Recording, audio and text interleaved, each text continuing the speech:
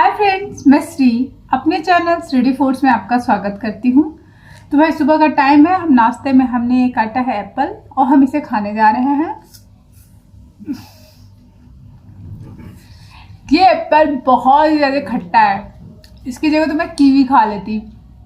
बिल्कुल कीवी वाला टेस्ट में, बहुत ज़्यादा खट्टा आ रहा है। ऐसा आप लोगों के साथ हुआ है कि नहीं? कभी हुआ है ना? तो आइए हम बचे हुए जितने भी बाकी के एप्पल हैं उनका कुछ और बना लेते हैं। तो भाई किसी में भी अगर हमें सुधार लाना है तो उसके लिए हमें क्या करना पड़ेगा? उसमें कुछ काट छांट करनी पड़ेगी, उनका कुछ सफाई करना पड़ेगा, उनको कुछ ब्रेन वॉश करना पड़ेगा। तो अब हम इस जो सेब हमारे बचे हुए सेब हैं, खट्टे वाले सेब, उनको हम क्या करेंगे? उनके जो ये ऊपर के छिलके हैं, जो ये अहंकार के रूप में इन्होंने लगा रखा है, इसको हम निकाल देंगे।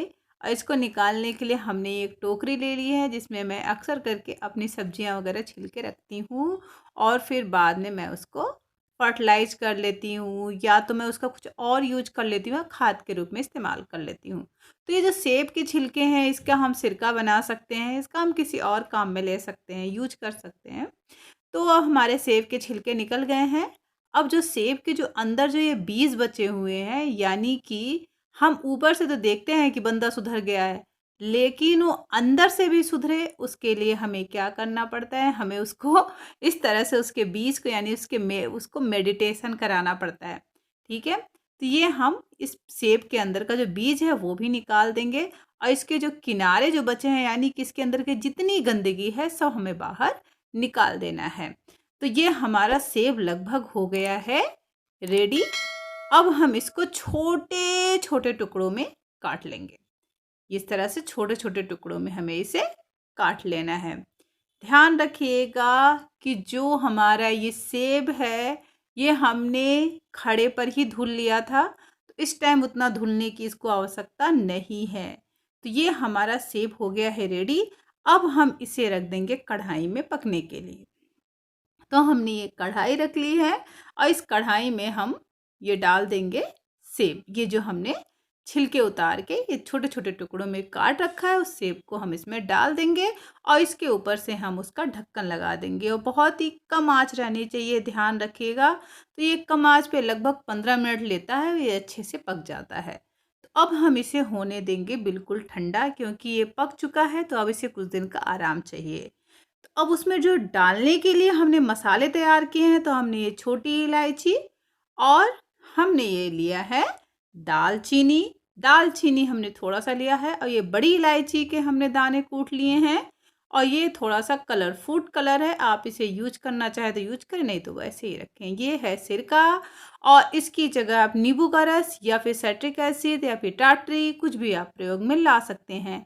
मेन ये है कि कुछ उसमें थोड़ा-सा खट्टापन होना चाहिए, क्योंकि सेब में उतना ज़्यादा खट्टापन नहीं है, होता है, मेरा सेब भी बहुत ज़्यादा खट्टा नहीं है। तो इसलिए जो मैं रेसिपी बना रही हूँ, उसके लिए उसमें कुछ खट्टापन चाहिए होगा। तो हमारा ये सेब हो गया ठंडा, अब हम इसे पीस लेंगे।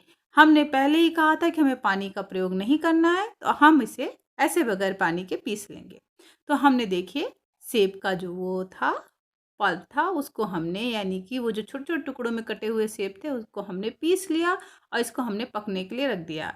लगभग 2 मिनट हुआ, उसके बाद हम इसमें ऐड कर रहे हैं चीनी। चीनी हम 1 कटोरी के लगभग इसमें ऐड करेंगे। 2 से 3, यानी कि ढाई लगभग हमारा सेब था। आधा मैंने खा लिया था, जो कि मैं खाते-खाते सोच रही थी कि इसका मैं करूँ क्या? और बाकी 2 और बचे थे। ठीक है? यानी कि ढाई सेब का हम ये बना रहे हैं। क्या बना रहे हैं? जब बन जाएगा तो बताएँगे। तो ये देखिए हो गया है ट्रांसपेरेंट। अब हम इसमें डालेंगे जो हमने मसाले रखे थे। हमने आपको बताया छोटी इलायची, दालचीनी, और ये बड़ी इलायची, ठीक है? इसकी जगह आप लौंग और थोड़ी-सी काली मिर्च, 1-2 दाना काली मिर्च भी काट, मतलब थोड़ा-सा तोड़ के डाल सकते हैं, ऐज़ ए आपके इमेजिन पे है, आप चाहें तो डालें, आप चाहें तो ना डालें। थोड़ा-सा ये फूड कलर मैंने ऐड किया।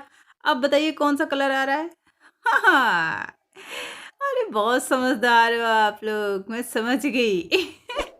हाँ जी, तो मैं बना रही हूँ सेब का जैम, जो कि मार्केट में बहुत ही ज़्यादा महंगा मिलता है और बच्चों का तो बहुत फेवरेट होता है, लेकिन बहुत ही ज़्यादा महंगा होता है और उसमें बहुत ही ज़्यादा आर्टिफिशियल कलर, मसाले, बहुत सारी चीज़ें पड़ी होती हैं।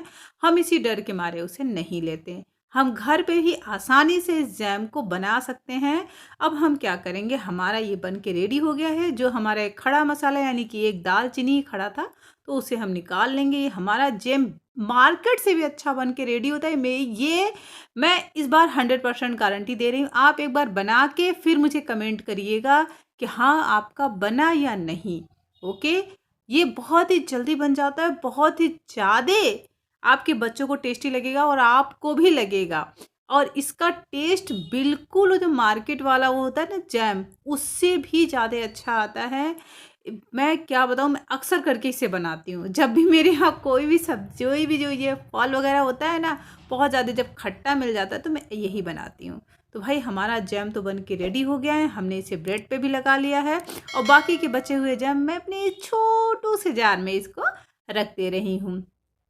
ये कितना प्यारा सा मेरा जार है, इसमें मैं रख दूंगी और रख के मैं इसको अपने डाइनिंग टेबल पे सजा दूंगी। जिस किसी को ब्रेड में लगा के खाना होगा वो खाएगा। आप लोग भी अपने घर में ऐसे ही बना के किसी दिन सरप्राइज दीजिए यार, अपने हस्बैंड को, बच्चों को, खुद को भी। ये खाएंगे ना तो आप वाकई सरप्राइज हो जाएंगे कि आपने जैम बनाया। हाँ जी, जब हम घर में ऐसी कोई चीज़ें बनाते हैं तो हमें बहुत ज़्यादा खुशी मिलती है, जो कि मार्केट में बहुत ज़्यादा महंगी मिलती है। हम सोचते हैं इतने थोड़े सी चीज़ों में। अब इस टाइम सेब भी सस्ता आ रहा है, बहुत सारे फ्रूट्स इस टाइम सस्ते आ रहे हैं, तो आप फ्रूट लेकर इस तरह से आप जैम बना सकते हैं। तो अपने घर में बनाइए, खाइए। हमारे चैनल को लाइक, सब्सक्राइब और शेयर करिए। Thank you.